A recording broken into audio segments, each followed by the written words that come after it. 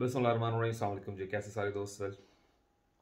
अच्छा जनाब, आज की जो वीडियो है ये ब्लॉग स्पेशली मुझे एक अरसे से इसके लिए रिक्वेस्ट की जा रही थी। बहुत सारे दोस्तों ने कहा, लेकिन मैं अपने एक्सपीरियंस को सामने रखते हुए हमेशा इस चीज़ को अवॉइड किया। बिकॉज मैं देख रहा हूँ 2017 से ऑनवर्ड्स, ख़ास तौर पे जब कोरोना की अभी ये टर्किश सिटीजनशिप 2018 में लॉन्च की गई और 2019 से जब प्रॉपरली कोरोना की वजह से चीज़ें बंद होना शुरू हुई थी और all of the sudden start हुआ अर्तुगरुल पाकिस्तान में, एशिया में। और यहाँ गवर्नमेंट ने थोड़ी रिलैक्सेशन दी टर्की ने कि ठीक है जी आने दिया जाए, तो सारा एजेंट तबका यहाँ पे इकट्ठा होना शुरू हो गया था। तो मैं जो भी वीडियो डालता था इस्लाह के पहलू से, उसको यहाँ पर पिक किया जाता था एजेंटियों के तौर पे। मतलब एक टाइम ये आ गया था लास्ट 1-2 सालों में कि मैं मदद की नीयत से भी कोई चीज़ नहीं बताता था, बिकॉज मुझे श्योरिटी थी कि यार ये इसमें से भी कोई नेगेटिव चीज़ निकाल के या पॉजिटिव चीज़ को फंसा के लोगों से एजेंटियाँ स्टार्ट हो जाती थी। खैर एनीवे, अब बनाने का मकसद ये है कि तुर्की ने तमाम रास्ते बंद कर दिए हैं फॉरेनर्स के लिए, और पाकिस्तानियों की मदद की नीयत से मैं ये वीडियो बना रहा हूँ ताकि बहुत सारे दोस्त जो पाकिस्तान से कारोबार बंद करके आए, गाड़ियाँ, घर, जेवर, प्रॉपर्टीज़ बेच के यहाँ पर आए थे कि हम शायद यूरोप में सेटल हो जाएंगे। अनफॉर्चुनेटली वो सिनेरियो तो नहीं बन सका उनका। चलें, मैं अपने तय ये कोशिश करने लगा हूँ, हो सकता है आप लोगों को समझ आए कि आपके पास जो एसेट्स आपके पास हैं, पैसे हैं या नहीं हैं, आप तुर्की में रहते हुए किन बिजनेस को स्टार्ट कर सकते हैं, कितने पैसों में स्टार्ट कर सकते हैं, किन चीज़ों में इन हो सकते हैं, आप अपनी कैपेसिटी में रहते हुए कहाँ कहाँ किन किन चीज़ों को टच कर सकते हैं। तुर्की की ट्रेड 116 मुल्कों से भी ज़्यादा तुर्की एक्सपोर्ट कर रहा है। तुर्की चाइना और रशिया के बाद एक बहुत बड़ा मैन्युफैक्चरर है, इसमें कोई दो राय नहीं है। आप तुर्की से कोई भी प्रोडक्ट उठा लें, केमिकल है, कपड़ा, जूता, मतलब आप कुछ भी, प्लास्टिक, कुछ भी उठा लें, आपने जस्ट देखना है कि कौन सी मार्केट अच्छी है। गल्फ में जाना चाहिए, यूरोप में जाना चाहिए, अफ्रीका में जाना चाहिए। एशिया को मैं सजेस्ट नहीं करूंगा, बिकॉज हम जानते हैं पाकिस्तान, इंडिया, बांग्लादेश और अफगानिस्तान, ईरान में क्या कुछ हो रहा है। ईरान इन सबसे फिर बेहतर है हम सब मुल्कों में। इस वीडियो में मैं कोशिश करूंगा, बिकॉज थोड़ा सा ज़्यादा है, मैं इस वीडियो को हो सकता है 2 हिस्सों में स्प्लिट कर दूं, या पॉसिबल है कि मैं एक ही थोड़ी लेंथी वीडियो 20-25 मिनट की डाल दूं और बहुत डिटेल में ना जाऊं, सिर्फ आपको आइडियाज़ दे दूं कि आप तुर्की में कितनी अमाउंट से कौन सा काम कर सकते हैं। मैं इस किस्म के टॉपिक को मैं कभी भी नहीं छेड़ता था, मैं हमेशा मना करता था, क्योंकि तुर्की में ये देखा मैंने कि ये जो हमारे एजेंट आए ना, भर्ती हुए जो एजेंट सारे, ये लोग क्या करते थे कि टीआरसी बनाने के लिए कोई आ गया तो उसको बिठा लिया और अपनी बाईं जेब से पर्ची निकाली, जी ए कारोबार करो जी, बड़े शानदार कारोबार ने। तो जब आप उससे पूछते थे तुम कर दो, तो वो कहते पैन हंस के मैं टीआरसी बनाना हूँ।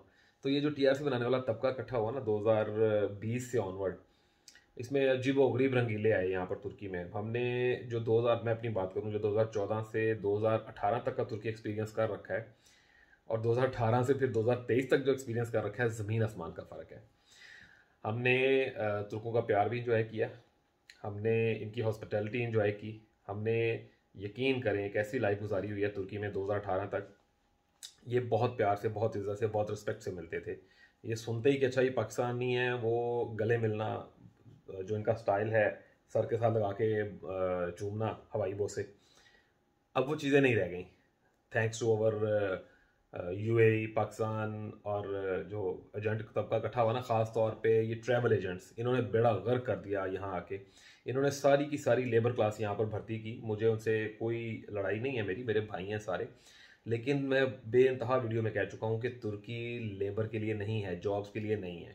ये ना तो कतर है, ना ओमान है, ना सऊदीया है, ना यूएई है। ये तुर्की एक डिफरेंट चीज़ है। इंडिया नहीं, यूरोप में फॉल करते हैं, ना ये एशिया में फॉल करते हैं। ये एक अलग से ज़िंदगी जी रहे हैं। अब यहाँ पे लेबर का काम ही नहीं है, तो इन चूंकि एजेंटों की, ट्रैवल एजेंटों की और ये टिकटें टिकटें बेचने वालों की अप्रोच ही सिर्फ इस लेबर क्लास तक की थी, तो इन्होंने उनका फ्यूचर भी तबाह किया बेचारों का। उनसे 4-4, 8-8, 10-10 लाख रुपया लेके उनको यहाँ तुर्की में लेके आए झूठ बोल के। यहाँ पर वर्क परमिट के नाम पे टीआरसी दिए उनको। फैमिलियाँ वो अपनी नहीं ला सकते थे, महंगाई बहुत ज़्यादा थी, लेबर बहुत कम थी। उन लोगों का वो 2-2, 3-3 साल भी ज़ाया हुए। ये अपनी दिहाड़ियाँ लगा के खुद वापस चले गए, क्योंकि नाकाम ही हुए यहाँ आके भी। बहुत सारे लोग जो कारोबार करने के लिए भी आए थे, उनके साथ स्कैम ऐसे हुए कि वो वापस चले गए। ये वीडियो बनाने का मकसद ये है कि आप लोगों को मैं कुछ ऐसे आइडियाज़ दे चुका हूँ जिनके पास थोड़े से पैसे हैं, अच्छे पैसे हैं, ज़्यादा पैसे हैं, एक्सपीरियंस है, तो वो एक लैंग्वेज बैरियर की वजह से, और दूसरा बहुत सारे लोगों को चूँकि इन्फॉर्मेशन ही नहीं है कि यहाँ क्या किया जा सकता है, डीमोटिवेट होकर या तो वापस चले गए या किसी और मुल्क में जाके पैसा लगा दिया। तो आप क्या क्या कुछ कर सकते हैं, ये उन सब दोस्तों के लिए वीडियो है जो कारोबार में इंटरेस्टेड है। सो वीडियो को पूरा देखें, और अगर मैं इसको स्प्लिट कर दूँ 2 हिस्सों में तो दोनों हिस्सों को लाजमी देखिएगा, इसमें आपका ही फ़ायदा है। ये मेरा 9 साल का एक्सपीरियंस तो है ही। मोर ओवर वो लोग जो हमारे पास आते थे, जो इंडिया से, बांग्लादेश से, कुवैत से, कतर से, ओमान से, सऊदीया से, पाकिस्तान से, जो कारोबारी लोग आते थे और हमें बताते थे कि यहाँ पर ये काम हम बहुत अच्छा कर रहे हैं, ये हवाई मफरूज़े नहीं हैं, ये गूगल से उठाई हुई फिगरें नहीं हैं, ये वो चीज़ें हैं जो हमने टेबल पे बैठ के चाय या खाने के ऊपर कारोबार करने वाले लोगों से सुनी, एक्सपीरियंस की। ये आप लोग भी कर सकते हो। वो कोई आसमान से साथ नहीं लेके आए थे, यहीं पे रहते हुए उन्होंने सीखा, किया और पैसा कमाया। तो मैं स्टेप बाय स्टेप इन चीज़ों को ऐड करता जाऊँगा। तुर्की में आप कौन कौन सा कारोबार कर सकते हैं। मैंने अच्छा, अब ये इतनी इतनी ज़्यादा चीज़ें नहीं थी, मैंने फिर भी इनको मैं मोस्टली जो मुझे जानते हैं, जो पहली दफ़ा सुन रहे हैं, उनके लिए शायद ये नई बात होगी, लेकिन जो मुझे सुनते आ रहे हैं लोग, मैंने कभी लिखा नहीं है, मैं हमेशा फिलबदी बात करता हूँ कि जो मेरा एक्सपीरियंस है। लेकिन फ़र्स्ट टाइम आप लोगों को समझाने के लिए मैंने ये लिखा कि शायद ताड़े पल्ले पै जाए कुछ। खैर, टर्की में आप कौन कौन से बिज़नेस कर सकते हैं, सबसे बेहतरीन और जो अच्छी चीज़ें हैं मैं वो आपके सामने रखता जाऊँगा। सबसे पहले, इसको पहले मैंने कभी घास नहीं डाली थी इस चीज़ को, लेकिन अब आके चूँकि कोरोना टाइम्स के बाद काम ही इनका है, सबसे ज़्यादा पैसा यही है। आईटी कंपनीज़, आप कोई भी सॉफ्टवेयर हाउस यहाँ बना सकते हैं, अपने पाकिस्तानी लोगों को लें, पाकिस्तान में बैठे हुए उनको वहाँ से काम ले सकते हैं, यहाँ से आपको बहुत अच्छा कॉन्ट्रैक्ट्स मिल सकते हैं। पाकिस्तान की अपनी रिप्यूटेड सेल्फ इतनी अच्छी नहीं है, लेकिन आप लोग यहाँ बैठ के यूरोप से, गल्फ से, इंग्लिश कंट्रीज से अपने लिए कॉन्ट्रैक्ट्स उठा सकते हो और अच्छा पैसा बना सकते हैं। और टर्की इन चीज़ों के साथ फ्रेंडली भी है, यहाँ पर बिटकॉइन, बाइनेंस, ये चीज़ें आम हैं, तो आईटी का काम बहुत शानदार चल सकता है। पहला, ये टॉप ऑफ द लाइन मैं इसको इसलिए गिनता हूँ कि अगर आपका थोड़ा सा भी एक्सपीरियंस है तो आप इसको अच्छा चला सकते हैं। सेकंड नंबर पर जो सबसे बेस्ट मुझे लगता है इसके बाद, मतलब ये आईटी वाला तो मैंने अब ऐड किया करंट सर्कमस्टांसिस में आते हुए, दूसरे नंबर पे तुर्की को आप केमिकल्स के लिए देख सकते हैं। अब बहुत सारी कंट्रीज हैं, गल्फ में जा रहा है, एशिया में जा रहा है, इंग्लिश कंट्रीज में नहीं है इनका। यूरोप, ईस्टर्न यूरोप खास तौर पे, गल्फ कंट्रीज और हमारे एशिया में केमिकल्स का बहुत लेन देन है। तो जिन दोस्तों का केमिकल का काम है उनके लिए एक आउटस्टैंडिंग अपॉर्चुनिटी, और हमारे बहुत सारे पाकिस्तानी दोस्त ये काम कर रहे हैं, अच्छे पैसे बना रहे हैं। ऑल यू नीड कि अपनी वर्किंग करके आएँ, आपके पास बायर हो या सेलर हो। टर्की केमिकल सेल भी कर रहा है, टर्की बहुत बड़ी तादाद में केमिकल बाय भी करता है। डिफरेंट चीज़ें हैं जो इनके पास नहीं है, डिफरेंट हैं जो इनके पास हैं। आपको सिर्फ एंटर होना है फील्ड में और अपने लिए रास्ते निकालने हैं, कहाँ किधर कहाँ कहाँ। सबसे अच्छी मार्केट गल्फ की है केमिकल्स के काम के लिए। ये बहुत अच्छा, अच्छे पैसे वाला काम है, थोड़ा सा अच्छे पैसे लगा के अच्छा कमाया जा सकता है। उसके इससे ही मिलता जुलता फील्ड है, क्योंकि आपको सेम टाइप का ही, मतलब तीसरे नंबर पे आप जो ले लें कारोबार, इसको आप थोड़ा वो लोग जिनका लोहे के साथ है ना कारोबार, वो समझ सकते हैं। स्क्रैप, यहाँ से स्क्रैप इंडिया जाता है, गल्फ में जाता है, यूरोप से स्क्रैप यहाँ आता है, उसे डिफरेंट शक्लों में तैयार किया जाता है और फिर वो एशिया में भी जाता है, वापस यूरोप में भी जाता है, गल्फ में भी जाता है। सो स्क्रैप से रिलेटेड बहुत सारी चीज़ें, और फिर इससे रिलेटेड अगर आप मैन्युफैक्चरिंग का मामला जानते हैं तो यहाँ बहुत सारी ऐसी मशीनें आपको जर्मन से, फ्रेंच से मिल जाएंगी, जिनसे आप मज़ीद आगे इस ये जो स्क्रैप है, इससे आप मैन्युफैक्चरिंग भी स्टार्ट कर सकते हैं। यानी बहुत ये जो कारोबार करने वाले लोग हैं उनको पता है, जिन्हें नहीं आइडिया, जो भी नए लोग हैं, ये पहली 2-3 कैटेगरी शायद उनके लिए हैं भी नहीं। सो स्क्रैप का बहुत बेहतरीन काम है तुर्की में रहते हुए। तुर्की खुद बहुत ज़्यादा ज़रूरत होती है स्क्रैप की इन्हें। सो आप इसमें भी जा सकते हैं।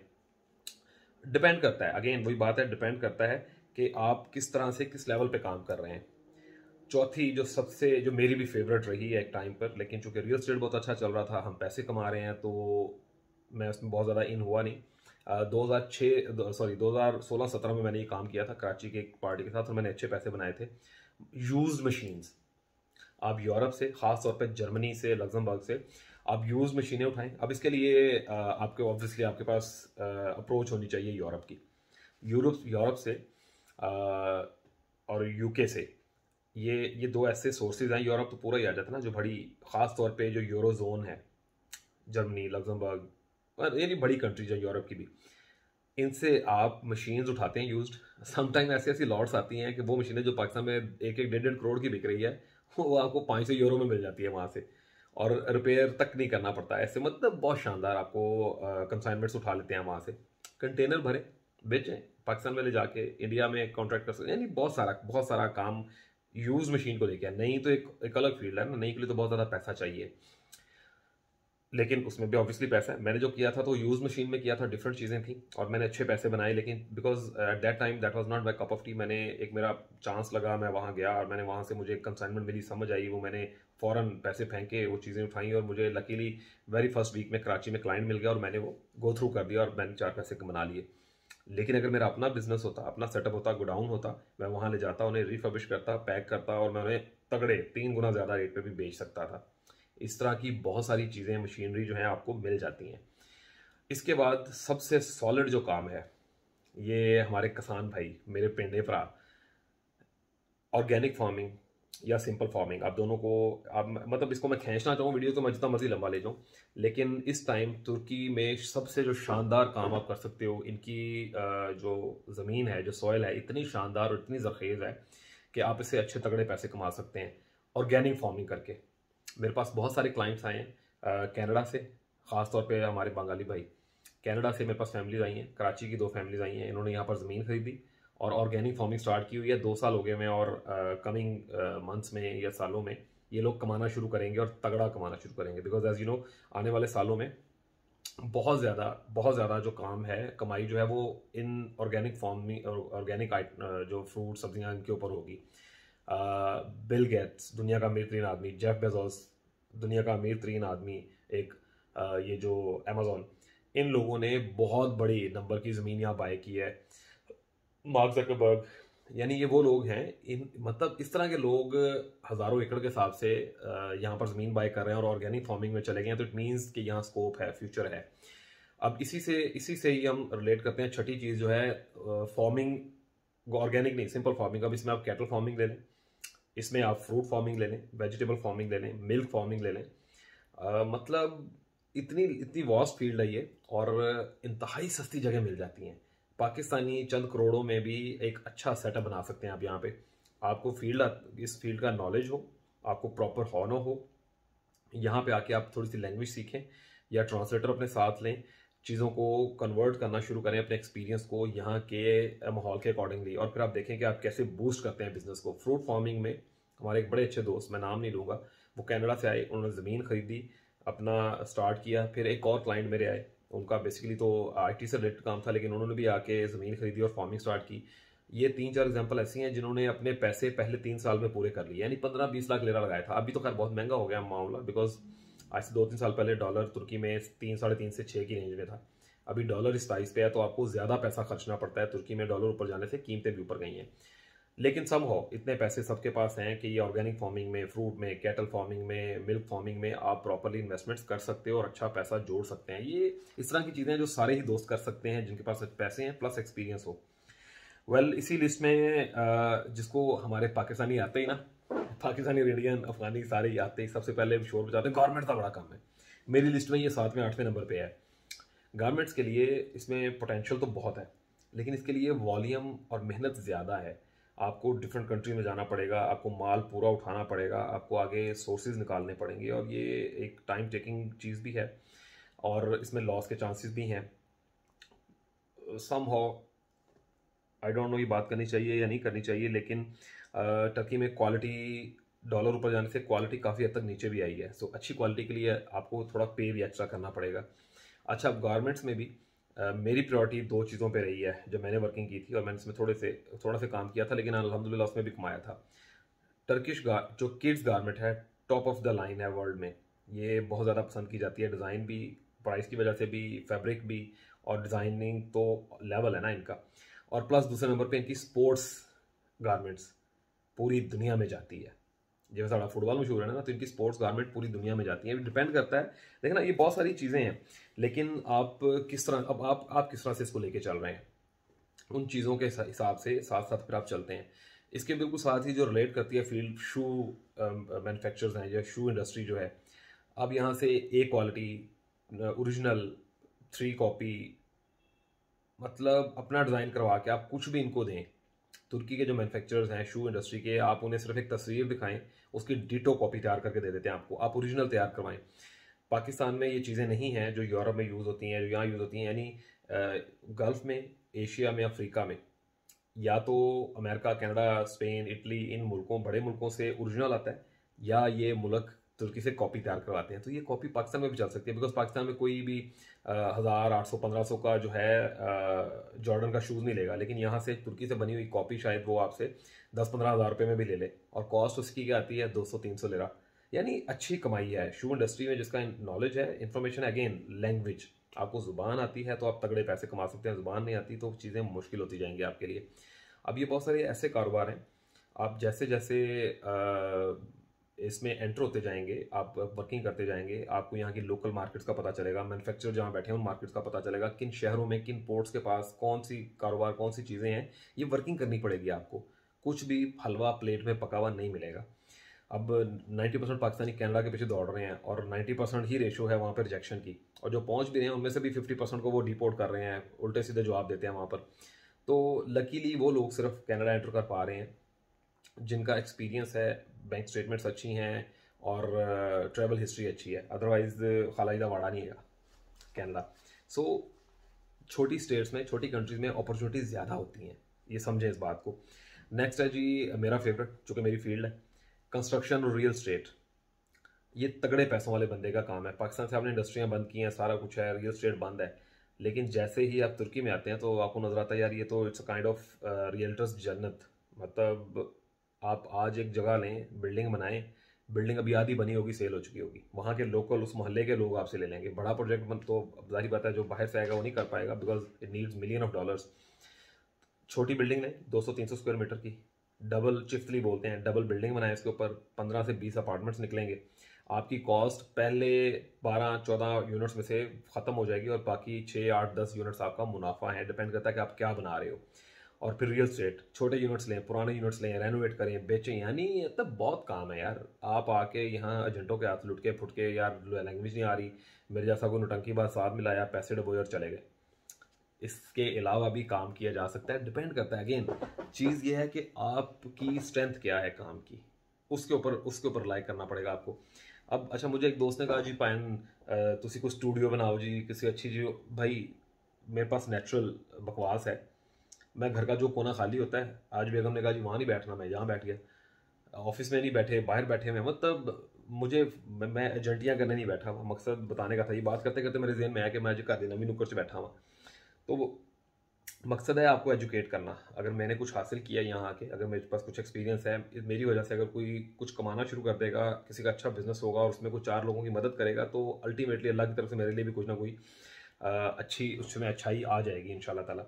सो ये ना देखा करें कौन, हज़रत अली रज़ी अल्लाह ताला अन्हु का कॉल है, ये ना देखो कौन कह रहा है, ये देखो क्या कह रहा है। तो अगर आपके फ़ायदे की बात है, या आपके किसी जानने वाला कोई आ रहा है और वो ये उसमें इतनी पोटेंशियल है, वो इन कामों में से कोई काम कर सकता है, तो उसे बोलो आओ यार ये काम करके देखें, अपनी वर्क आए, अपनी वर्किंग, मैंने फ़ोन नहीं करना, आए यहाँ अपनी वर्किंग करें, लैंग्वेज सीखें, देखें कि यार स्क्रैप की मार्केट कहाँ है, केमिकल की मार्केट कहाँ है, जूते की मार्केट कहाँ है, गारमेंट्स की मार्केट कहाँ है, कंस्ट्रक्शन के कौन से एरियाज़ हैं, रियल एस्टेट के कौन से एरियाज़ हैं, गवर्नमेंट के प्रोजेक्ट्स कहाँ पर चल रहे हैं, किन एरियाज में जाके हम बैठ सकते हैं, आईटी के लिए कौन से शहर अच्छे हैं पुरसकून अंदाज में, यहाँ एयरपोर्ट करीब हो, पोर्ट करीब हो, कहाँ बैठ सकते हैं जहाँ पे हमारी एक्सेस ईजिली हो, मूवेलिटी हमारी अच्छी हो। अच्छा पैसा कमा सकते हो आप। तुर्की जन्नत है उन लोगों के लिए जिनके पास 4 अच्छे पैसे हैं, अभी भी स्टिल नाउ, इन हालात के बावजूद। अभी तो बल्गारिया और जो है ना रोमानिया, क्रोएशिया के शेंजन में जाने के बाद इनको यूरोपीय यूनियन की जो ऑफर हुई है, उसके बाद जिन्होंने सख्ती करना शुरू किया, जो कचरा साफ करना शुरू किया है, इंशाल्लाह ताला जैसे जैसे ये सफाई होती जाएगी वैसे वैसे ये एक निखरा हुआ तुर्की आना शुरू होगा। सख्ती कर रहे हैं, प्रॉब्लमेटिक है, लेकिन आने वाले दिनों में ये चीज़ें फ़ायदेमंद ही होंगी इंशाल्लाह ताला। वेल जनाब, इसी लिस्ट में आगे जिनके पास तगड़े पैसे हैं, रिलेटेड कंस्ट्रक्शन से रिलेटेड ये ऑप्शन है। ये मेरा बड़ा ख्वाहिश थी कि मेरे पास अगर अच्छे पैसे आते तो मैं ये करता।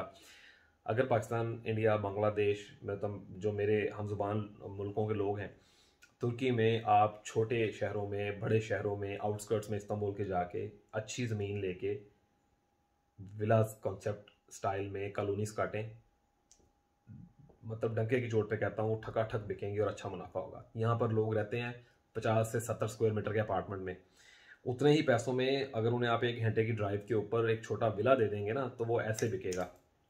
अगर एक अपार्टमेंट बना के आपको बचत आनी है लाइक 20 से 30 हज़ार डॉलर, तो एक विला में आपको बचत आनी है 50 से 60 हज़ार से 1 लाख डॉलर। डिपेंड करता है अगेन आपकी वर्किंग, आपकी बाइंग, आप किस बंदे के साथ काम कर रहे हो, आपके पास क्या ऑप्शन हैं।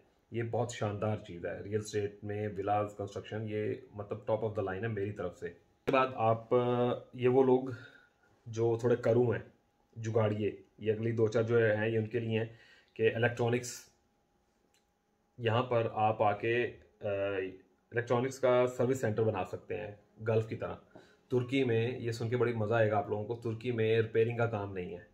इलेक्ट्रॉनिक्स हो, वो कोई भी ब्याज अशिया बोलते हैं, fridge, washing machine, air cooler और इस तरह की जो चीज़ें हैं, एसी, रिपेयरिंग का कॉन्सेप्ट ही नहीं है। ज़रा सा मसला होता है तो वो कहेंगे कार्ड चेंज कर दो। वॉशिंग मशीन ज़रा सी ख़राब हुई, कहेंगे वॉशिंग मशीन चेंज कर दो। इन यूज्ड इलेक्ट्रॉनिक्स का बहुत ज़्यादा काम है, और इन इलेक्ट्रॉनिक्स की सर्विस रिपेयरिंग का काम यहाँ पाएँ, कंपनी बनाएं, लोगों को हायर करें, आउटसोर्स करें बाहर की कंट्री से, और यहाँ पर बड़ा बेहतरीन सेटअप खड़ा किया जा सकता है थोड़े से अच्छे पैसे लगा के।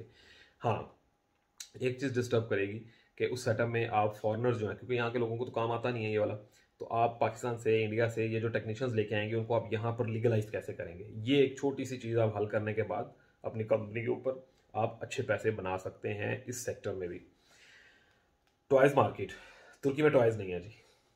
एक छोटा सा जो टॉय है वो आपको डॉलर्स में कॉस्ट करता है, $5 से $10 मिनिमम कॉस्ट है एक टॉय की। चाइना से ला सकते हैं, थाईलैंड से ला सकते हैं, आप ताइवान से लेके आ सकते हैं, आप अपना मैन्युफैक्चर करके पाकिस्तान, तुर्की से लेके आ सकते हैं, अच्छी क्वालिटी थोड़ी सी करके आप यहाँ पर बैठ के। तुर्की में प्लास्टिक, हालांकि इनकी प्लास्टिक इंडस्ट्री बहुत शानदार है, कोई मुकाबला ही नहीं है, लेकिन टॉयज़ नहीं बनाते ये लोग। तो आप उस फील्ड में आ जाएं, अच्छा टॉय डिज़ाइन करें, कॉपी करें, वॉट एवर अपना बनाएं। तो टॉयज़ फील्ड बहुत ओपन है, बहुत पैसा है, अच्छी उसमें खपत है, अच्छा आप नोट छाप सकते हो, कमा सकते हो। मेडिसिन बहुत महंगी है, और उसमें तुर्की की तरफ से लाइसेंस बहुत मुश्किल मिलेगा। ये एक ऐसी फील्ड है जिसमें एंटर होना ही नामुमकिनात के करीब है, लेकिन वंस यू गेट इन तो सेकंड्स के साथ पैसा कमाएंगे आप। इसमें मैं ब्रीफली डेप्थ में नहीं जाऊंगा, लेकिन ये मेडिसिन की एक ऐसी फील्ड है कि गल्फ़, यूरोप, अफ्रीका और हमारा एशिया, ये मरहूने मिन्नत हैं इनके सॉल्ट्स के। ये बहुत बड़ी तादाद में इस तरह की चीज़ें बनाते हैं। तो आप यहाँ पर अपना काम भी कर सकते हैं, आगे लाइसेंस के ऊपर भी काम कर सकते हैं। बहुत ज़्यादा डिटेल्स मुझे आइडिया नहीं है। एक क्लाइंट हमारे पास आए थे तो वो लाइक आई वॉज अमेज्ड कि ये सारा कुछ वो कैसे हो रहा है। लाइक वीकली बेसिस पे कंटेनर्स इन आउट हो रहे हैं। तो सोचें किस लेवल का काम है, किस लेवल की इंडस्ट्री है। हम थोड़ा ब्रीफली गए थे उसमें। लाइसेंस बहुत टफ है एजुकेशन का और मेडिसिन का, लेकिन अगर आपको मिल जाता है, आप इस फील्ड में इन हो जाते हैं, तो मेडिसिन में बहुत पैसा है यहाँ पर। लेकिन यहाँ दो नंबरी कोई नहीं है, ऐसे पाउडर पीस के, चौक पीस के डिस्प्लिन नहीं बन रही, आउटस्टैंडिंग है। और ये काट के पत्ते एक एक दो गोलियां भी नहीं देते हैं, आपको पूरा पैकेट लेना पड़ता है। लेकिन अच्छा है, बहुत आउटस्टैंडिंग सिस्टम है इनका सारा। तगड़े पैसे हैं और तगड़ा नोट कमाना है तो service sector, school, hospital, labs, इनमें अंधाधुंध अन्नेवाह तुन तुना के पैसा है उस्ताद जी। स्कूल खोल लें इंटरनेशनल, बेइंतहा कमाई है। कोई फ्रेंचाइज बना लें, आउटस्टैंडिंग कमाई है। अरबी, पाकिस्तानी, यूरोप से जो लोग आते हैं, गल्फ से जो लोग आते हैं, जो इंग्लिश मीडियम में जिनके बच्चे हैं, तो यहाँ टर्किश लैंग्वेज है, तो आप जो इंटरनेशनल स्कूल सिस्टम बनाएंगे वो बहुत शानदार चलता है और अच्छे पैसे भी बचते हैं, इसमें कोई दो राय नहीं है। Last but the lead not the least, ये मेरी प्रायोरिटी पे कभी भी नहीं रहा, क्योंकि आपको प्रॉपरली घुसने ही नहीं दिया जाता। टूरिज़्म और एजुकेशन कंसल्टेंसी। अब एजुकेशन कंसल्टेंसी को तो आपको, मतलब ये तो पैगम्बराना सुन्नत है नबी, मतलब आप इसको कैसे डिच कर सकते हैं लोगों को। लेकिन सबसे ज़्यादा नोट छापने वाली मशीनें जो है ना, वो इस फील्ड में अंदर आके बनाते हैं लोग। तो स्टूडेंट कंसल्टेंसी में बहुत ज़्यादा पैसे हैं। आप स्टूडेंट की मदद करें, उनको यहाँ से स्कॉलरशिप लेके दें, आप यहाँ से यूरोप भिजवा सकते हैं, इंग्लिश कंट्रीज में भिजवा सकते हैं, बहुत नॉमिनल से पैसे हैं, पाकिस्तान की निस्बत बहुत सस्ता है। लेकिन ऑब्वियसली एक राइट ट्रैक फॉलो करना होता है, उस बात के ऊपर चलते हुए आप इनकी मदद करेंगे तो वो अच्छे पैसे वो भी बनाएंगे और अपना अच्छा फ्यूचर बना लेंगे, और आप साथ एक मुनासिब पैसे बना लेंगे। और आखिरी चीज़, टूरिज़्म। लोग तुर्की में आके टूरिज़्म को टॉप पे रखते हैं। मैं इसको 26-27 पे, सॉरी 16-17 नंबर पे ले गया हूँ लास्ट पे। टूरिज़्म के लिए बड़ा महंगा लाइसेंस लेंगे आप, गाड़ियाँ लेनी पड़ेंगी, लोकल्स की टीम हायर करनी पड़ेगी। लोकल्स यहाँ पर काम उस तरह से नहीं करते हैं जैसे हमारे पाकिस्तानी मेहनत करते हैं। जहाँ थोड़ा सा आपका चलना शुरू होगा सेटअप, तो यहाँ के जो लोकल्स हैं वो आपको किक आउट कर देंगे। बहुत सारे दोस्त पूछे जी यहाँ टैक्सी चला सकते हैं, उबर चला सकते हैं, तो नहीं, ये कारोबार के तौर पे या जॉब के तौर पे आप इसको नहीं ले सकते हैं, बिकॉज 3 साल तक रेजिडेंसी अगर आप होल्ड करते हैं तो इन पहले 3 सालों में तुर्की में आप कमर्शियल गाड़ी नहीं चला सकते। Taxi, Uber, Careem, inDrive, whatever जो भी ऐप्स चलते हैं, आप कमर्शियल गाड़ी नहीं चला सकते हैं। आप अपनी गाड़ी लें, उसको चलाते रहें, आपने किराए वराए पे देनी है दे दें, एक कॉन्ट्रैक्ट बना के। आप खुद taxi, Uber, Careem, in drive ये चीज़ें यूज़ नहीं कर सकते हैं।